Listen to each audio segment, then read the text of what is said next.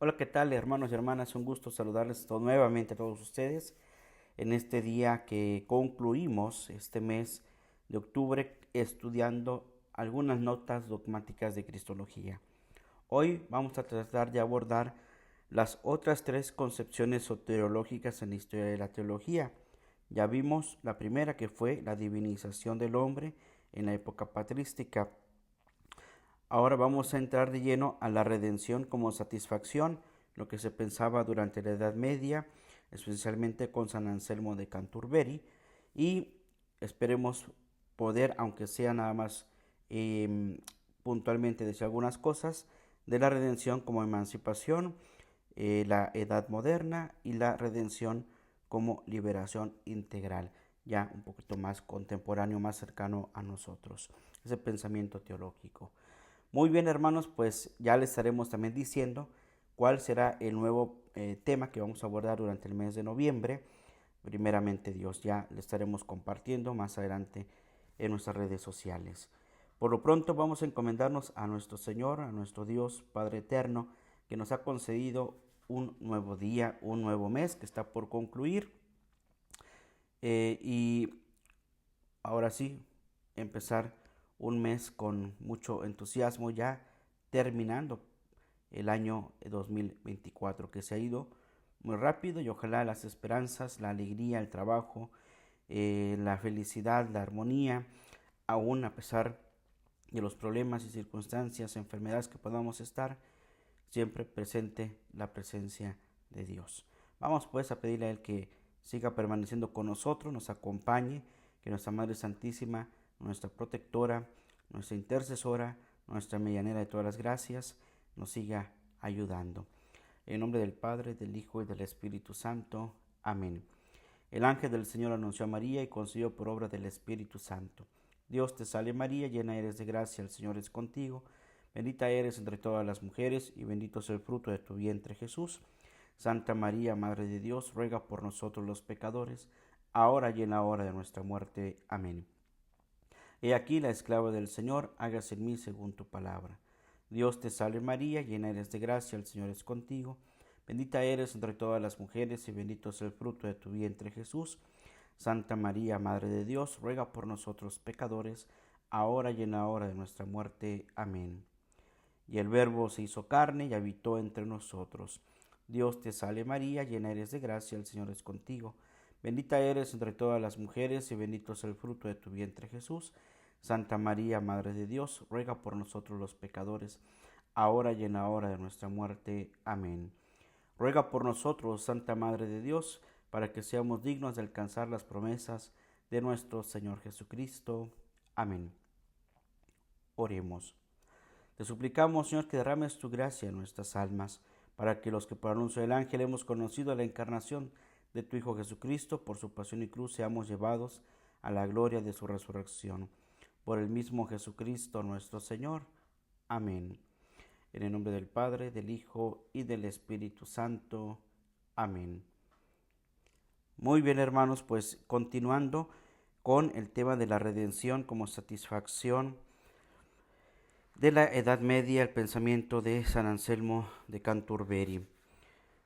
Vamos entonces a entrar en ese espacio tan hondo del misterio de la encarnación, el misterio de la cristología de la encarnación. En la patrística occidental destacó también desde el principio una orientación más práctica, más bien práctica, mundana y antropológica. ¿Qué significa? Que en la época patrística pues tiene sus vertientes, están los padres de Occidente y los padres de Oriente. Los padres de Oriente son más místicos, más, más en el interior, van más a la vida espiritual interna, y por eso están los padres del desierto y demás. Pero la parte occidental, los padres del occidente, obviamente en el mundo occidental las culturas van progresando, van creciendo indudablemente, en infraestructura, en economía, en sociedad. Como sabemos, ¿verdad? El mundo de Occidente es un poco más avanzado, digamos, en el sentido de construcción y de todo este tipo de cosas, de ideas, de pensamientos, de vida social, cultural. Y también los padres de la iglesia imbuidos en ese mundo, ¿verdad? También van abriendo su pensamiento, ya no es tanto una vida tan interior, sino más exterior, ¿verdad? Hay signos, símbolos más externos, ¿verdad? Hay muchos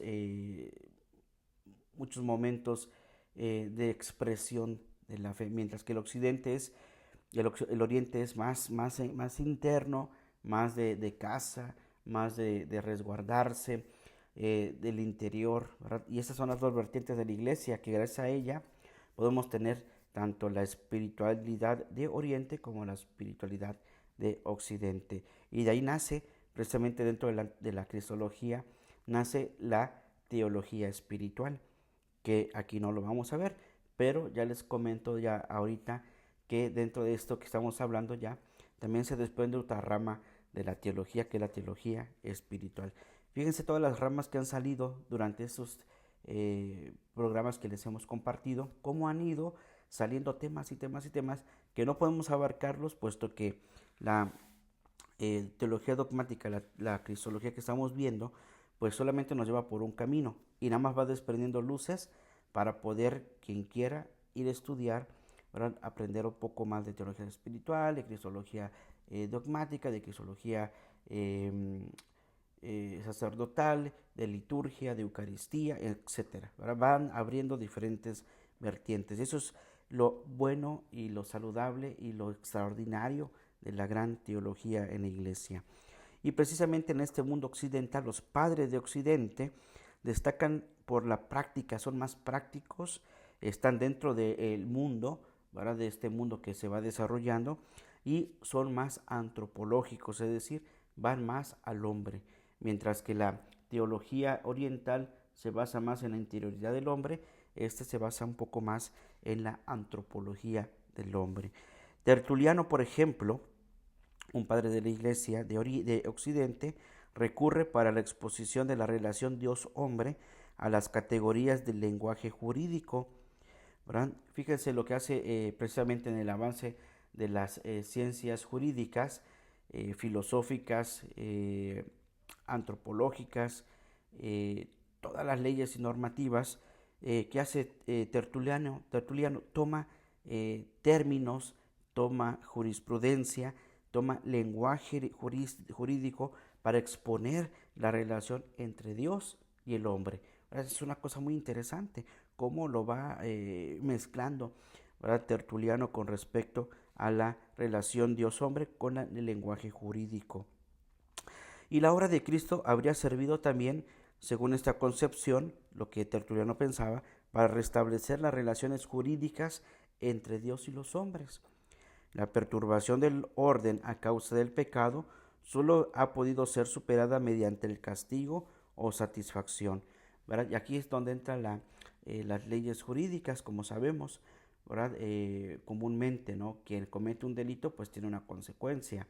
Obviamente, quien hace un acto bueno tiene una consecuencia, aunque lo jurídico se ve más en el aspecto del castigo y la satisfacción del delito y lo que corresponde al delito, el castigo, más no ve cuestiones jurídicas de manera particular como buenas. Por ejemplo, si alguien ayudó a alguien a hacer no sé, la construcción de algo, o alguien ayudó acompañando a una persona en una situación difícil, a veces no se ven esos tipos de justicias buenas, puesto que la justicia que habla aquí Tertuliano y la justicia que conocemos siempre va en orden a lo malo, ¿verdad? No hay una justicia bondadosa, puesto que esa no hay en el sentido de que uno le digan, pues le vamos a hacer un juicio por haber sido muy buena persona, pero no existe, ¿verdad? Existe el juicio por la supuesta maldad que usted hizo, ¿no? Usted mató, pues se le investiga, viene el juicio, se va a las leyes jurídicas y hay un castigo, porque si lo cometió hay un castigo, ¿no? Y obviamente ese castigo lo va a llevar a la satisfacción, es decir, a cumplir con la condena. Terminada la condena, si ya ha progresado, pues se le dará la libertad o no. Pero ese es el sentido negativo. En el sentido positivo no encontramos ninguna satisfacción o un castigo por haber hecho algo bueno, ¿verdad? Aunque nuestras leyes, aquí haciendo un paréntesis, a veces nuestras leyes son tan raras en el sistema jurídico que tenemos, eh, que a veces por querer hacer algo bueno termina haciendo algo malo, ¿verdad? Por ejemplo, si alguien estuvo en una situación de violencia y no tenía por qué haber estado ahí y le tocó y resulta que él es cómplice de los otros que atacaron, ¿no? Entonces dice, no, pues yo nada más estaba pasando por ahí, ¿no? A mí me tocó y yo no tengo nada que ver. Y viene la injusticia, ¿verdad? Contra gente buena. Y hay gente buena que no cometió ningún delito, ninguna cuestión dentro de las cárceles o en los procesos judiciales, ¿verdad? Y lo vemos notoriamente muchas veces en nuestras noticias, en las redes sociales, y pues nos vamos dando cuenta que a veces el sistema no es un sistema eficiente. Pero en cambio, lo que hace Tertuliano, entonces ya aquí yo ya me fui a otro mundo, ¿verdad? Pero lo que hace Tertuliano, regresando a la cristología, lo que hace Tertuliano es tomar precisamente ese lenguaje jurídico para hablar de ese castigo o satisfacción en el aspecto de la turbación o la perturbación que se dio por el pecado y que se perdió el cielo o el reino o el estar en el lugar del paraíso, ¿no? Lo que se perdió. Entonces, Tertuliano toma estas cuestiones jurídicas de castigo o satisfacción. Obviamente, pues si pecó Adán, ¿verdad? Ese pecado de Adán y Eva, la desobediencia, pues sigue en el camino, ¿verdad? Y nosotros, ¿verdad? Seguimos teniendo ese pecado original. Entonces ahí tiene que haber un castigo, una satisfacción.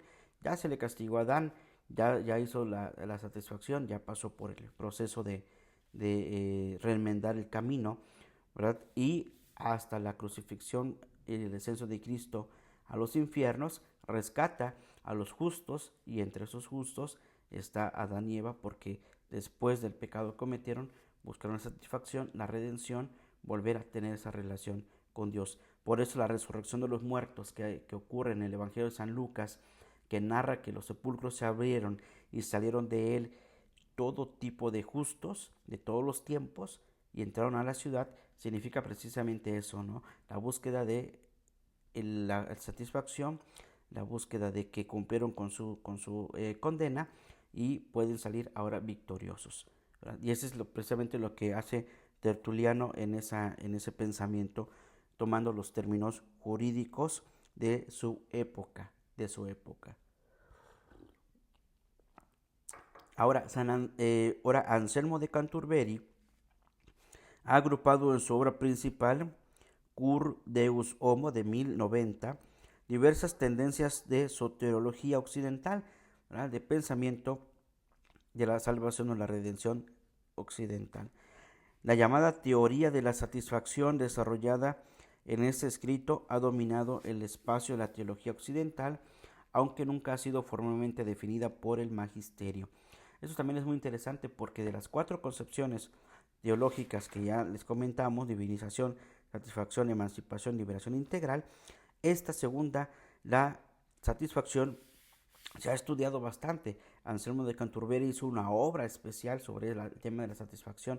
Tertuliano es el que inició padres de la iglesia en los años 600, 700, hasta poco al 800, cuando terminan los padres de la iglesia. Y Anselmo de Canterbury en el año 1098 retoma todo ese pensamiento en el ambiente occidental, pero no está todavía definido por el magisterio de la iglesia. Es decir, que el magisterio de la iglesia no ha querido darle una autoridad a este tipo de pensamiento de la satisfacción, pero es parte de la teología, puesto que hay quienes hablamos de satisfacción, ¿verdad? Hay sacerdotes, por ejemplo, que cuando hacen una confesión le pone a la persona una penitencia, es la satisfacción, ¿sí? Entonces, En ese sentido se tiene que regular de alguna manera lo que se hizo en el pecado con el castigo que viene con la repercusión de la enmienda, de no volver a pecar y demás. Bien, entonces debe aquí notarse que esta teoría no pretende ser una concepción soteriológica global, es decir, no quiere decir que la teoría de la o la teología de la satisfacción debe de ser tenida como universalmente buena o aceptada, más bien dicho, más bien aceptada, ¿no? Sino que intenta tan solo exponer la racionalidad de la encarnación como camino de la redención. ¿Qué hace la satisfacción?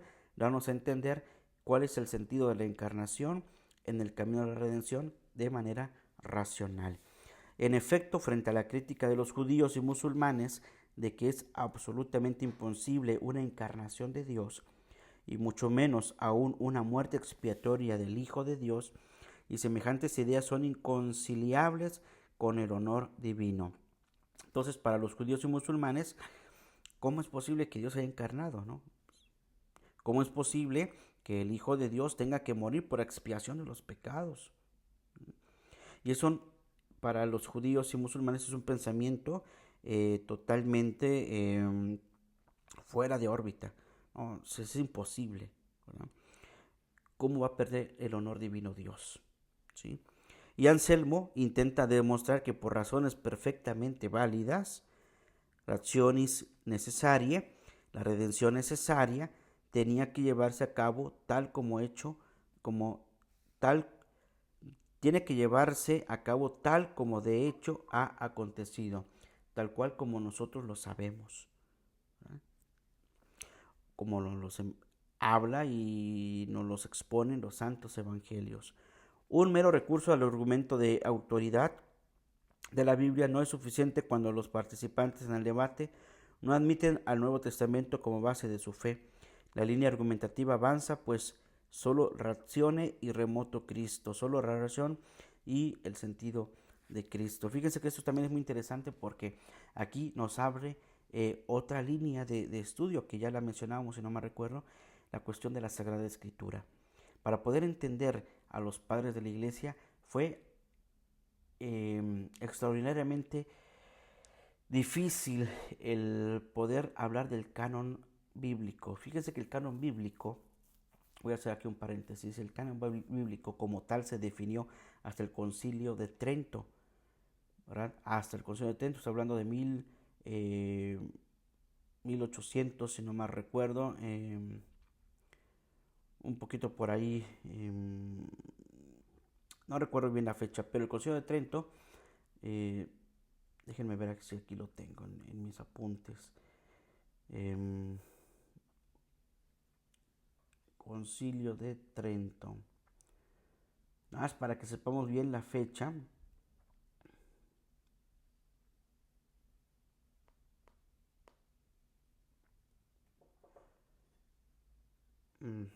Déjenme ver, déjenme ver.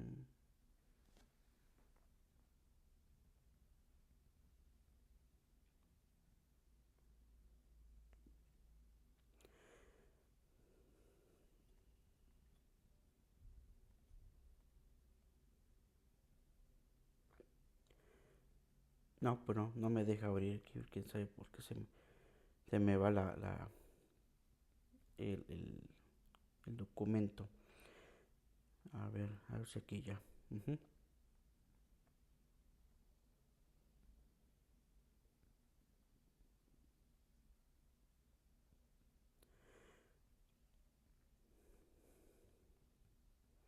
Déjenme llegar a la cuestión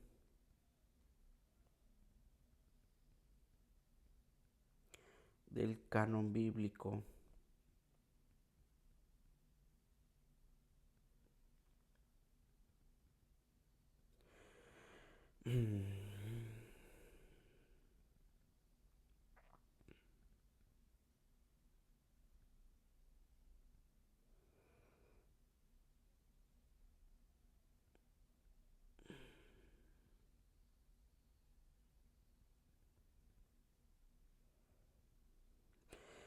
No, no lo encuentro aquí.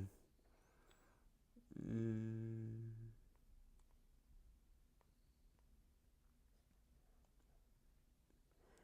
Bien, quién sabe por qué se me perdió. Pero bueno, por ahí debo de tener el acento en ese sentido. Bueno, no tampoco por aquí está. Bien, entonces el canon bíblico tiene sus vertientes, ¿verdad? El canon bíblico se define, el canon bíblico me refiero a la Sagrada Escritura como tal, como la tenemos hoy en día, se define hasta el Concilio de Trento. Y antes de eso, eh, no había una Biblia oficial. La Biblia oficial está datada en el siglo segundo con la Septuaginta, es decir, la Biblia de los setentas, esa Biblia que ha ido en las manos de la iglesia todo el tiempo.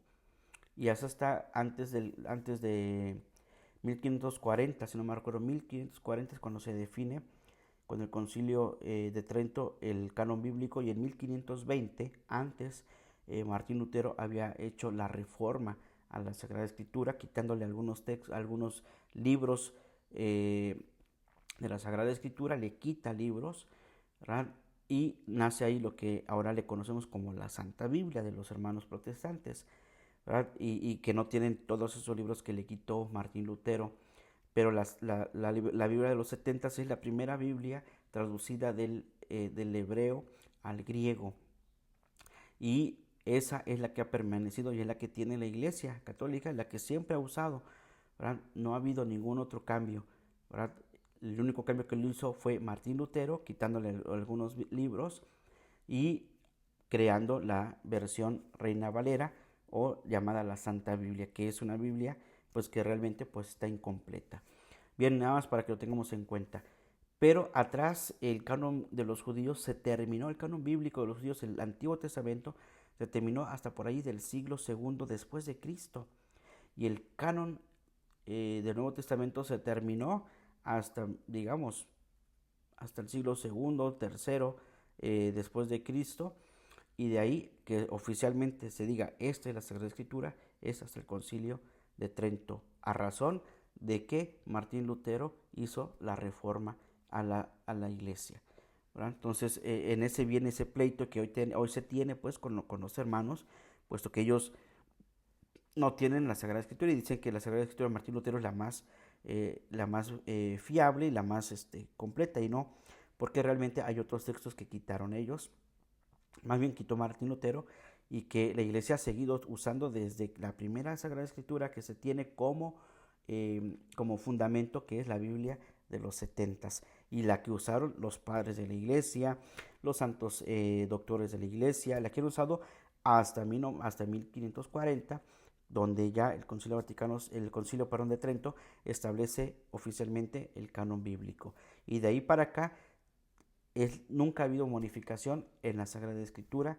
de la Iglesia Católica, ¿verdad? No, no se le ha quitado ningún libro, no se le ha puesto más libros, sigue siendo la misma de sus orígenes. En cambio, la de Martín Lutero, la Reina Valera, sí ha tenido cambios, y eso es lo que han mantenido ellos. Por eso hay digamos, dos Biblias, ¿verdad? Que a veces nos pueden confundir y a veces nos las andan regalando, y hay que tener mucho cuidado con ese tipo eh, de aceptar ese tipo de escritura, puesto que no está completa y tiene añadiduras, le componen hay composiciones a su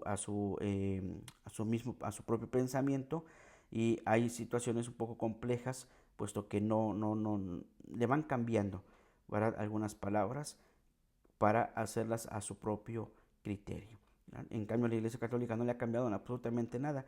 Cambiarán las traducciones, pero el sentido es el mismo, ¿verdad? Las palabras son las mismas, sin el sentido de algún interés particular, ¿no? De que todos tengan acceso solamente a la Sagrada Escritura. Bueno, ya me desvié mucho en dos puntos.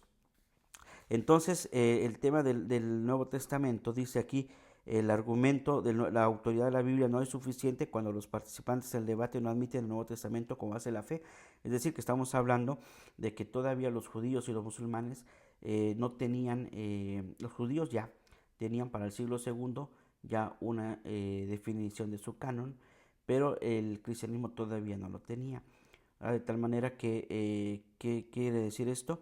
Que en la base bíblica para hablar precisamente de la teología de la satisfacción, todavía no se podía tener como un census, como algo definitorio, sino que no necesita solamente de las bases bíblicas, sino que necesita argumentos más sólidos, precisamente la razón y la fe, para poder complementar exactamente eso que lo que nos quiere decir precisamente esta situación de la satisfacción, de la teoría de la satisfacción o teología de la satisfacción. Y entonces, ¿qué hace Anselmo? Anselmo comienza por excluir ciertos topoi metafóricos de la tradición, que topoi significa tipos metafóricos de la tradición, como la entrega de la sangre de Cristo al diablo como precio de rescate, trampa tendida al diablo que pretendía devorar la humanidad de Jesús, pero que fue al contrario tragado en su divinidad. Esos tipos de pensamientos, estos tipos de pensamientos que hoy tenemos todavía.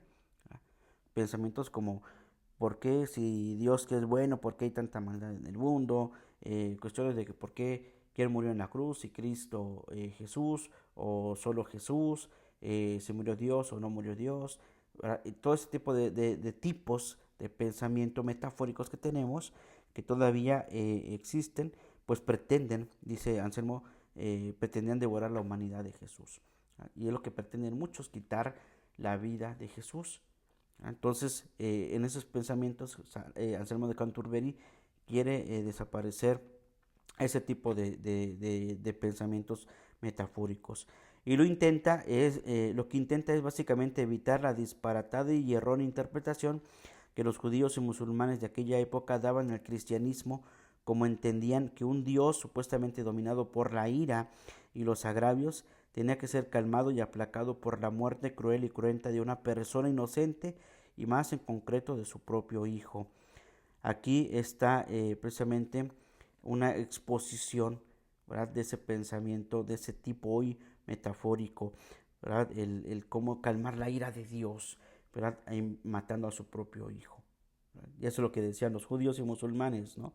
Y precisamente lo que Anselmo va a tratar de hacerles entender es que no es una acción de calmar la ira de Dios, no es una acción en la que se tenga que aplacar por la muerte cruel y cruenta de una persona inocente a este Dios enojón, lleno de ira, no es así, ¿verdad? Entonces Anselmo inicia una exposición describiendo la relación fundamental entre Dios y el hombre en el acontecimiento salvífico de la creación. Y en razón de su condición de criatura, el hombre está esencialmente ordenado hacia Dios. Y esta ordenación se realiza concretamente en los órdenes vitales garantizados por la autoridad de Dios.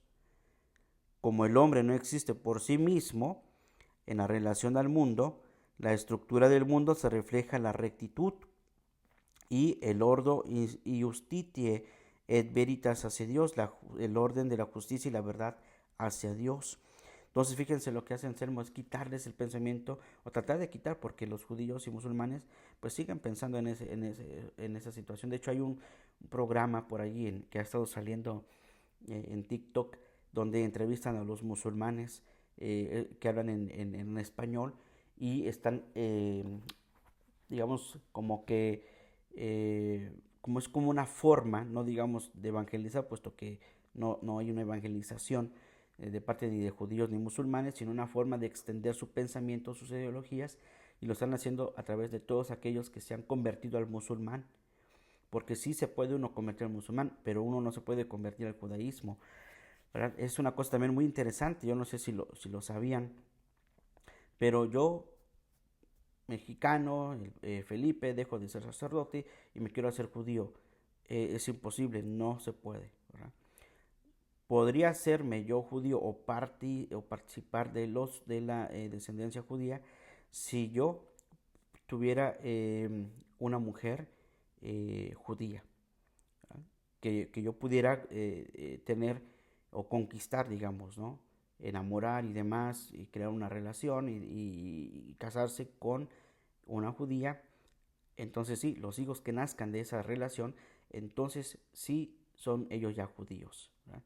En cambio, y es poco difícil porque esto está hablando de una mezcla de sangre que no es muy común. en los judíos. Hay judíos ortodoxos y judíos liberales, y los judíos liberales aceptan de alguna manera sí la intervención de otro hombre, ¿verdad? Pero la descendencia será descendencia judía, ya no es descendencia para México o para el país donde esté, ¿no? Espero no equivocarme en ese sentido, ¿no? Este, pero no me puedo convertir en judío. Podré participar de las actividades y todo eso que hace la religión judía, pero no puedo ser yo judío, primero. En cambio, una mujer judía, si se casa con un hombre y se separa del judaísmo, sus hijos que nacen de esa relación separada, que ella ha roto con su parentela, dejan de ser judíos y pasan a ser pues ya del extracto o del país o del lugar donde haya nacido, ¿no? Bien, es más complicado, puesto que las mujeres judías no es común que se separen de su parentela, ¿verdad? Bien, y los judíos más ortodoxos, más arraigados, más puros, digamos, que están metidos todavía en esas casas donde viven como 20,000 personas dentro, que siguen estando ahí, pues entre ellos mismos van haciendo la generación de sus hijos, ¿verdad? Y es muy difícil que se quieran llevar otro por otra sangre, ¿no? Los musulmanes, en cambio, son polígamos. Los musulmanes tienen muchas mujeres, inclusive las tienen desde muy pequeñas, y que eso está moralmente mal visto, pero para ellos es algo que es bueno, agradable, ¿no? Y tienen bastantes mujeres, tienen muchos hijos, y lo que hacen ellos es seguir extendiendo el musulmanismo. Pero si yo decido hacerme musulmán, me cambian el nombre, sí puedo ser musulmán, tengo que pasar por las pruebas que ellos ponen y me hago musulmán.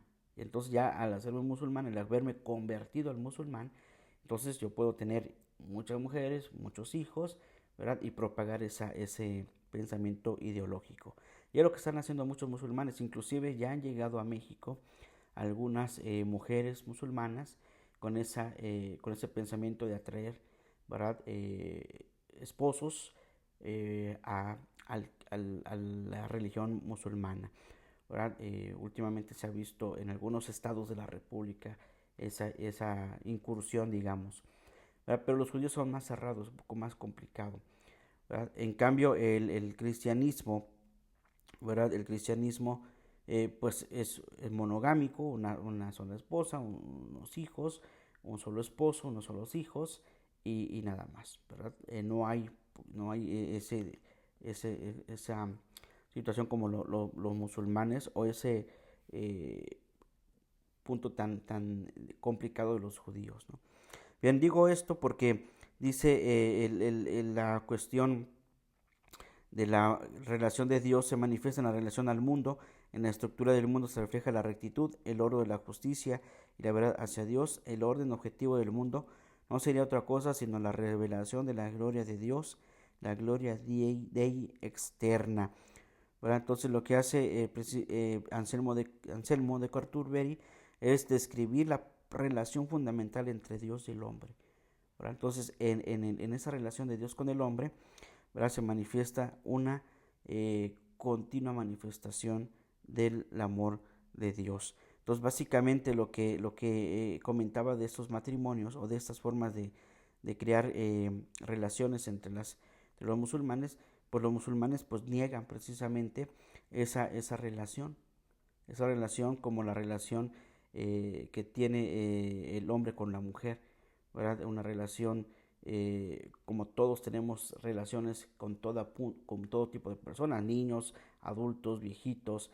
de todo tipo, estas relaciones sociales que tenemos y nos hacen entablar relaciones de amistad muy profundas, de compañerismos, de equipos de trabajo, y también nos hace ver algunos que llegan inclusive al matrimonio, al noviazgo y demás, ¿verdad? En cambio, los otros dos pensamientos son un poco más complicados, ¿verdad? El pensamiento judío, el pensamiento musulmán, ¿verdad? Entonces, el objetivo de Anselmo es ver la gloria de Dios, ¿verdad?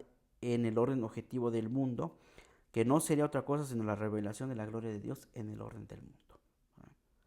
Bien, y aquí entonces el pecado y la ofensa inferida a Dios no se entienden en el sentido antropomórfico de infligir a Dios, de infligir algo a Dios, sino en el de atender contra la gloria que se revela en el mundo como en medio de la propiciación, ¿verdad? Entonces aquí la cosa es no es sacar a Dios del mundo, puesto que en el mundo es donde se da la propia salvación, en el hombre humanizado, ¿sí?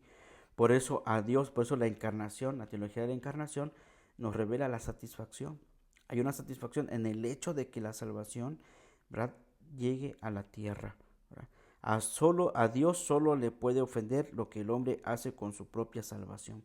Lo único que le puede ofender a Dios es lo que el hombre mismo hace con su propia salvación, si la quiere o no la quiere, ¿verdad? De la anterior se distingue entonces la gloria esencial de Dios, la gloria interna de Dios, a la gloria externa de Dios, que no puede ser afectada por la criatura. La gloria interna de Dios no se afecta para nada, ¿verdad? Lo que sí afecta a la gloria de Dios, digamos, es nuestra propia salvación. Pero internamente la gloria de Dios, ahí está, ¿verdad? Ahí está la gloria de Dios. Aquí el efecto del pecado no es un agravio interno a Dios, en el sentido de un estado psíquico, ¿verdad? No es que Dios en el interior diga, ay, Dios mío, no, no, sino en la perturbación de un orden salvífico orientado hacia el hombre, sino más bien es por eso Jesús se hace solidario al hombre en el sufrimiento, no en el pecado, sino en el sufrimiento. Jesús conoce el sufrimiento del hombre en la encarnación, mas no peca Cristo, ¿verdad? Entonces lo que Jesús siente es la causa del pecado. El pecado causa dolor, sufrimiento y demás, muerte, ¿no? Entonces Jesús redime todo eso con su pasión, muerte y resurrección y nos salva. Y entonces en el sentido de que la gloria de Dios no se toca, no se mancilla, sino la cuestión está en nosotros. Queremos la gloria de Dios, ¿cómo lo vamos a lograr? Entonces es el sentido precisamente de la teología de la satisfacción, ¿cómo lo vamos a lograr? ¿Sí?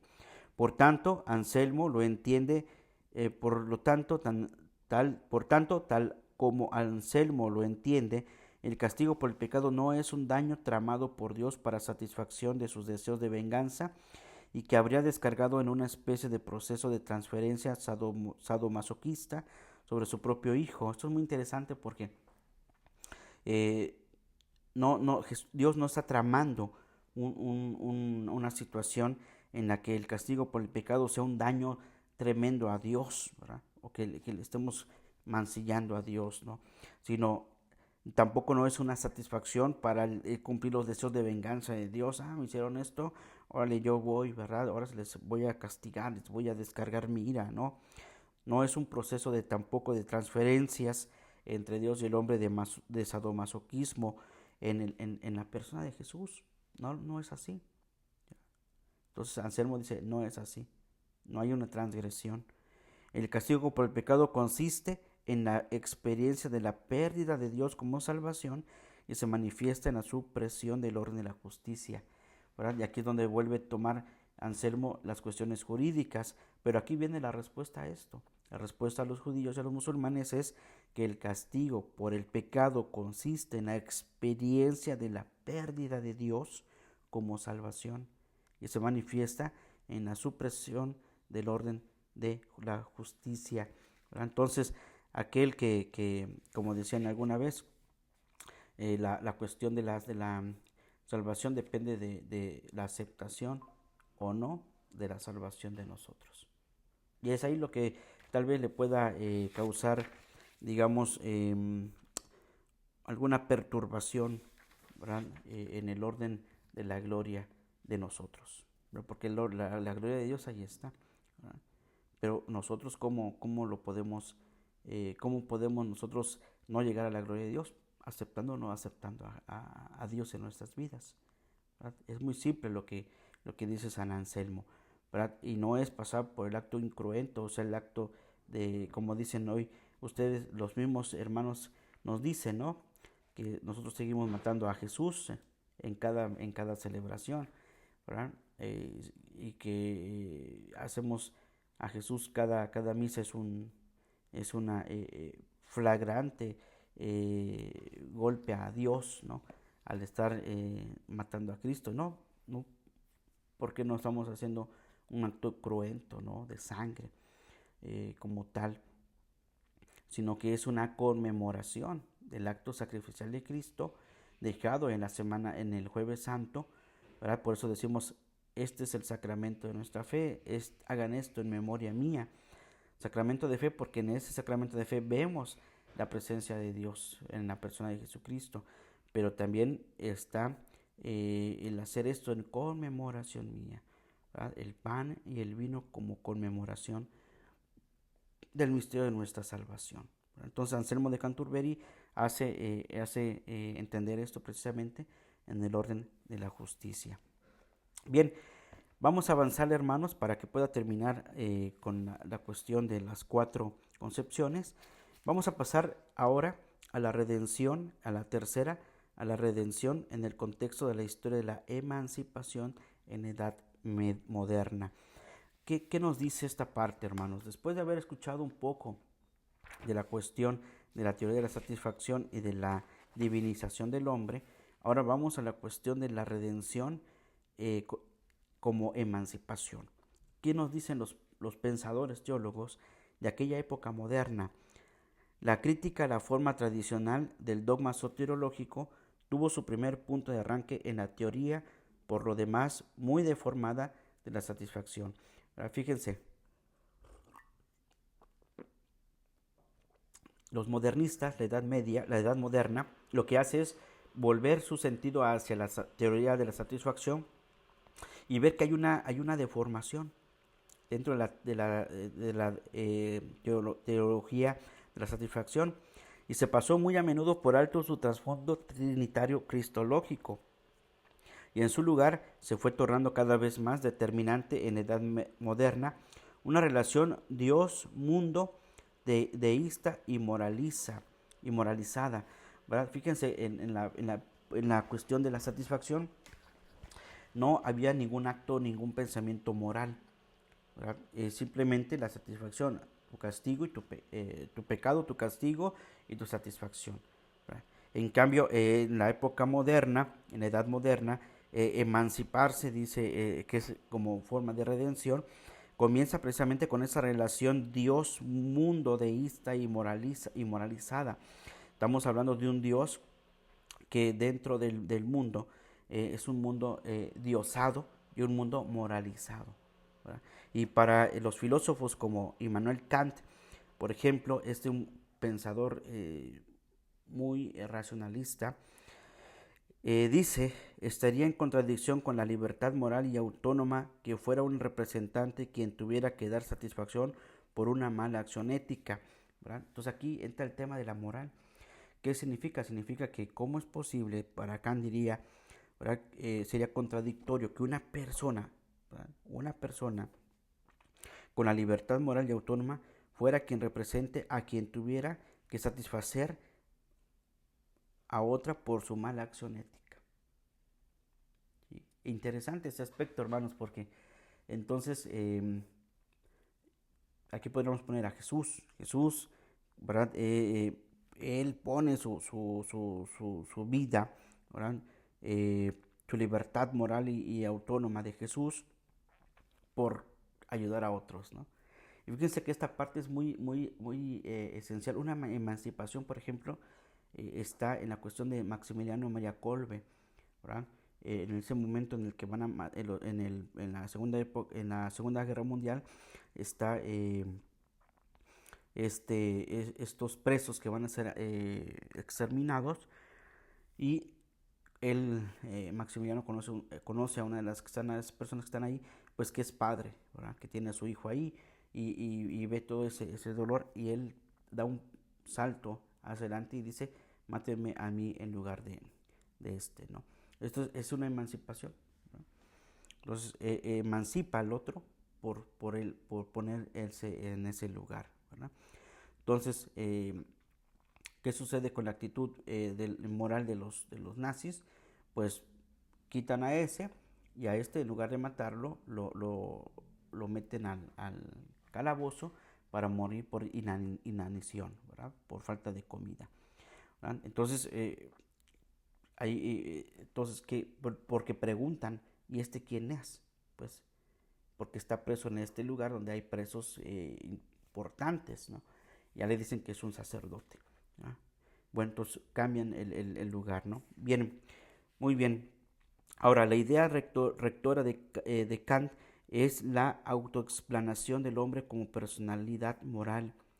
A su entender, la idea de que el hombre solo puede mediarse consigo a través de la misericordia, que no puede conseguir por sí solo, de Dios y de su gracia, suprime la dignidad moral y libre autodeterminación del hombre.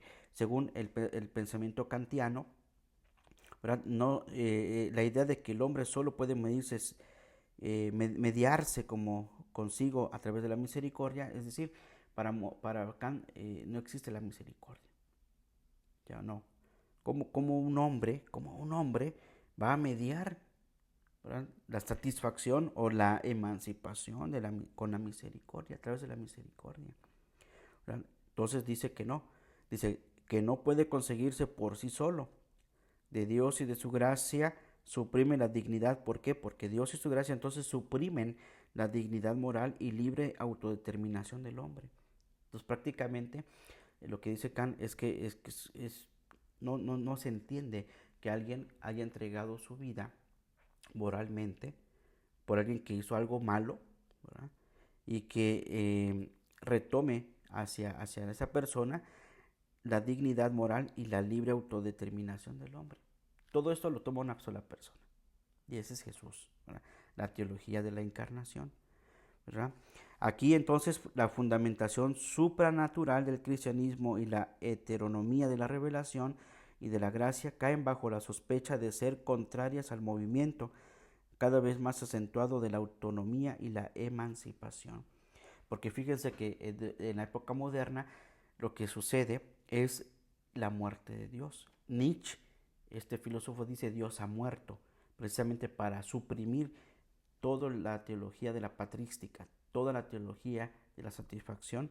Comienzan a, a meter el pensamiento racionalista y científico, que son buenas, todos son pensamientos buenos, pero suprimir algo no debería de hacerse, puesto que cada época tiene su propio pensamiento y su ideología, ¿verdad? Y aquí lo que Immanuel Kant, que era uno de los pensadores más cerrados, sin tener una visión cristológica o teológica, porque es 100% racionalista, ¿verdad? Lo retoma la iglesia precisamente para poder dar a entender que durante esa época de la modernidad, el pensamiento se va convirtiendo en un pensamiento autónomo y emancipador. Y entonces el hombre se vuelve, como decimos, una persona individual, única e irrepetible, porque también aquí entra el pensamiento kierkegaardiano, Soren Kierkegaard, que habla sobre la persona, ¿verdad? Como un ser único e irrepetible, ¿verdad?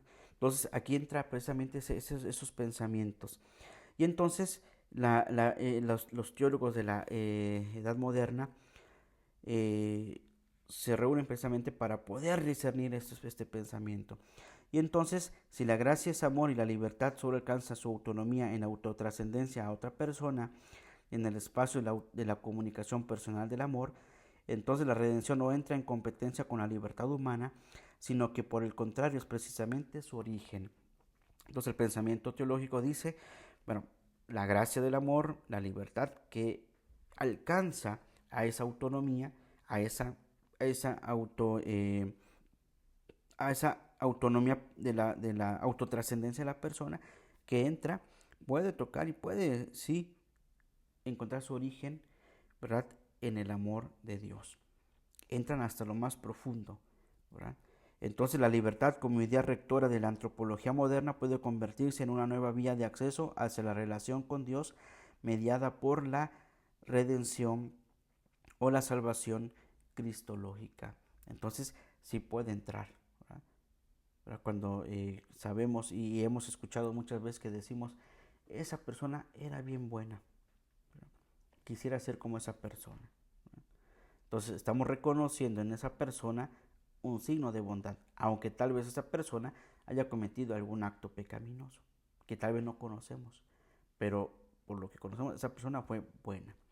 Y hay personas que sabemos también, esta persona trae sangre pesada, es negativa y es una mala persona. Y entonces discernimos, entonces ahí la libertad, nuestra libertad, ¿verdad? Entonces la libertad como idea rectora de la antropología se convierte en acceso a la relación con Dios mediada por la soteriología cristológica, por la salvación o la redención soteriológica. Entonces somos libres. Y aquí entra ese pensamiento de la libertad. Dios nos hizo libres para elegirlo. No nos está, como títeres, decíamos en la anterior clase, no nos está dominando, ¿verdad? Este Dios, ¿verdad? Lleno de ira y de venganza y que quiere, no, es libre la libertad de los hijos de Dios. Bien, y tiene en todo caso una importancia determinante en el hecho de que el amor no es simple y mera simpatía. Ahora no es que Jesús diga, ay, me cae bien, Dios diga, ay, me cae bien Felipito, ¿verdad? No, no hay una mera simpatía, no hay un simple amor, ¿no? Va más allá, trascendencia. El amor consiste más bien en ponerse a disposición del otro, ¿verdad? A disposición del otro, como Maximiliano María Kolbe. Ahí donde el hombre se propone como objetivo su propia identidad en libertad autónoma, se ve referido a la contingencia de la historia y al encuentro dialogante con los otros en libertad personal. ¿Sí?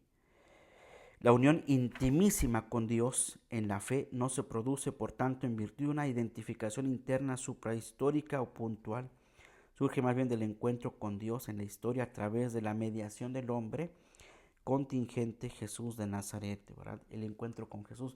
Por eso decimos en muchos retiros, en muchas pláticas, en muchas homilías, que te encuentres con Jesús. Encuentra con Jesús, ¿verdad? Él es el mediador. ¿Verdad? Y la dependencia respecto al encuentro personal con el mediador de la gracia y punto de referencia último de la identidad humana no se opone a la autonomía ni a la experiencia de la libertad del hombre moderno, que se desliga de autoridades heterónomas. Es por el contrario fundamento interno y externo de la libertad finita de su consumación y la intercomunicación personal con Dios. Entonces aquí empezamos a hablar de esa comunión interpersonal con Dios. Bien, y finalmente quiero cerrar con el último aspecto de la redención como liberación integradora. ¿Verdad? Este último punto, y con ello terminamos estas notas dogmáticas de Cristología. Surgió hace un periodo de la época moderna, contemporánea, ahorita estamos en otra época, la teología de la liberación. Hace unos días, unas semanas, murió digamos, el fundador de la teología de la liberación, Gustavo Gutiérrez, el padre Gustavo Gutiérrez. Y de ahí surgieron muchos otros sacerdotes que llevaron esta teología de la liberación.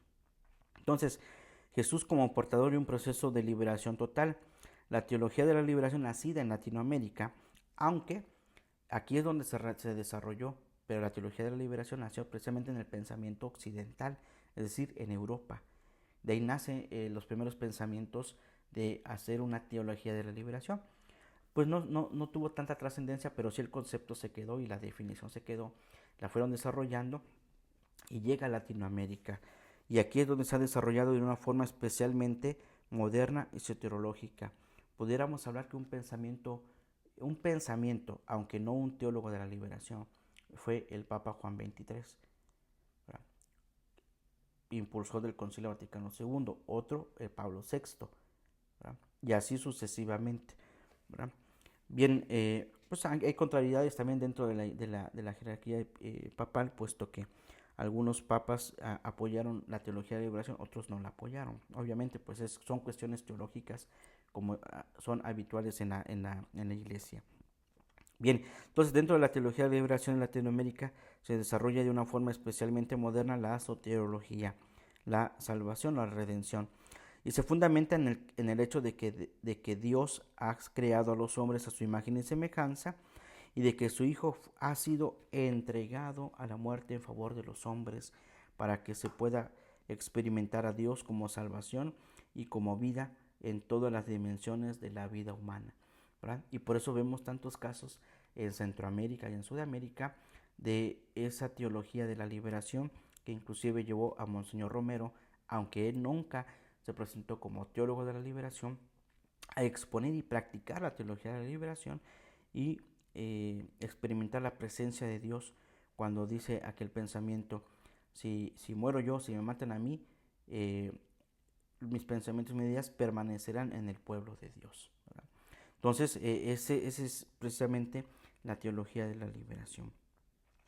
Y entonces se puede experimentar este Dios como salvación y como vida de todas las dimensiones en la vida humana, ¿verdad? Por eso hay cantos muy curiosos, cantos que surgieron dentro de la teología de la liberación, como cantos que hablan sobre el trabajo, la dignidad, la moral, en el campo, en la ciudad, la expresión pues de ese Jesús, de ese Dios en las dimensiones completas de la vida humana. Inclusive la liberación de Cristo no solamente llegaba a esos ambientes, sino inclusive llegaba a los ambientes laborales, a las fábricas, a los periódicos, a las revistas, y así iba la teología de liberación, iba imbuyéndose, y sigue imbuyéndose, porque la teología de liberación se sigue practicando, como todas las demás concepciones que tenemos, ¿verdad? Entonces la teología de la liberación critica todos los dualismos y destaca que Dios no espera al hombre más allá del cosmos, ni se encuentra con él en una interioridad desligada de las realidades exteriores, ¿verdad? ¿Qué significa? Que esta teología de liberación no está pensando en lugares externos, ¿no? O sea, no está fuera eh, de esta realidad, ¿no? Como cuando decimos, es que el reino de Dios es como algo maravilloso, algo bonito en el cielo y las... No, la teología de la liberación es en el estar aquí, en el presente, ¿no? No está en las realidades exteriores, sino en la realidad interior. Es por el contrario el Dios que ha creado al mundo y al hombre en su modo de realización espiritual y material. Entonces, para la teología de la liberación, el Dios que ha creado al mundo y al hombre está en la realización espiritual y material aquí. Se acerca al hombre en la unidad de la creación, de la historia y su consumación esperada aquí, ¿verdad? En la soteriología se refleja la participación activa, cambiante y práctica de las actividades liberadoras globales abiertas por Dios. Entonces la soteriología también, y a la vez la soteopraxis, el creyente participa comprendiendo y actuando en el proceso de cambio de la historia que Dios ha abierto en la actividad salvífica de Jesús, ¿verdad? Esa teología, digamos, es muy cercana a la realidad, ¿no? De hecho, algunos teólogos dicen eso, ¿no? Algunos teólogos modernos hablan de la realidad en la que está Cristo. Por ejemplo, el Papa Francisco, que no es tampoco de teología de la liberación, pero trae cierto pensamiento, dice, hay que tocar la carne de Cristo, ¿verdad? Y tocar la carne de Cristo significa los mendigos, los pobres, los desvalidos, los que están ahí, ¿verdad?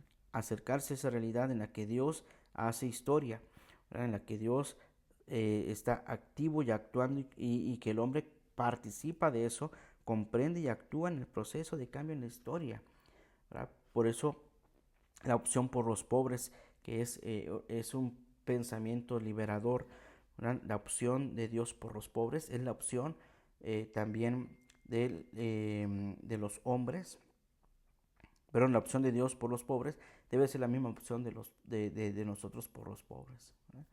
Digamos, esa es la relación que se da a través de la teología de la revelación, perdón, de la liberación. La teología pues se desarrolla a través de un triple paso metodológico. En primer lugar, la fe participa activamente, en la que la fe participa activamente el cristiano en la práctica divina de la liberación del hombre para guardar su dignidad y su salvación. Segundo paso, llega a la luz del Evangelio a una reflexión crítica y racional de la praxis, es decir, de la práctica de la realidad. Y finalmente, el tercer paso, acomete la modificación críticamente meditada de la realidad en la que se está viviendo, ¿verdad? Entonces hay muchas manifestaciones. Ustedes con solo ver el actuar de Monseñor Romero, ahí vemos la acción o la práctica de la teología de la liberación. Y muchos otros que han hecho teología de la liberación, Segundo Galileo, Gustavo Gutiérrez, Leonardo Boff, entre otros, ¿verdad? Y con eso quiero darle así una revisada rápido a estas 4 concepciones soteriológicas de la historia de la teología, ¿verdad? Y que hoy en día se sigue haciendo una nueva teología, ¿verdad? La teología del magisterio de la Iglesia con el Papa Francisco y quienes están al frente de la Iglesia van haciendo también una nueva teología, ¿verdad? Y como es la teología del descarte, ¿no? Que el Papa Francisco anuncia mucho, ¿verdad? El no olvidarse, ¿no? La teología del descarte es descarto a esto, descarto a aquello, ¿no? Entonces lo que hace la teología del Papa es incluir, incluir, incluir, ¿verdad? Entonces aquí ya hablamos de otra teología muy actual, muy moderna, ¿verdad? Que no nos vamos a introducir ahí, puesto que esa se está haciendo historia ahorita, ¿verdad? Ya será historia después como estudio teológico de la cristología teológica. Cristología, perdón, de la cristología y de la teología dogmática. ¿Verdad? Ahí es donde se va a estudiar. Seguramente ya algunos lo han de estar estudiando. Ya hay de hecho libros sobre la teología del Papa Francisco, la teología del Papa Benedicto XVI, la teología del Papa Juan Pablo II. Y así cada uno también va exponiendo. La teología, hermanos, se actualiza, digamos, entre comillas. Y digo entre comillas porque la teología no cambia, la teología sigue siendo la misma. Solamente hay aportes novedosos que nos hacen entender un poco más la presencia de Dios en el mundo. Bien, pues hasta aquí dejamos, hermanos, y espero les ayude esta comprensión de las notas dogmáticas de cristología. Podemos abarcar más, ¿verdad? Pero hasta aquí nos vamos a quedar nosotros. Y vamos a terminar con la oración para pedir la pronta beatificación del siervo de Dios, Frank Duff, y nos vemos en el siguiente mes de noviembre con la siguiente transmisión. Ya les estaremos compartiendo en estos días el flyer con el tema que vamos a abordar. Vamos pues a terminar, hermano. Dios Padre nuestro, tú iluminaste a tu siervo Frank Duff con un conocimiento profundo del misterio de tu iglesia como cuerpo de Cristo y del lugar que ocupa María, la Madre de Jesús, en este misterio. En su inmenso deseo de compartir este conocimiento con los demás y en filial dependencia de María, él formó su legión para que fuera un signo de su amor de madre para con la humanidad y un medio de enrolar a todos sus hijos en la obra evangelizadora de la Iglesia. Te damos gracias, Padre, por los dones con que le dotaste y por los beneficios obtenidos para la Iglesia por su fe intrépida y radiante. Te suplicamos confiadamente que por su intercesión nos concedas esta gracia, la paz del mundo y el aumento de los presidium. Te pedimos también que si es tu voluntad, sea reconocida por la Iglesia la santidad de su vida para gloria de tu nombre. Por Jesucristo nuestro Señor. Amén.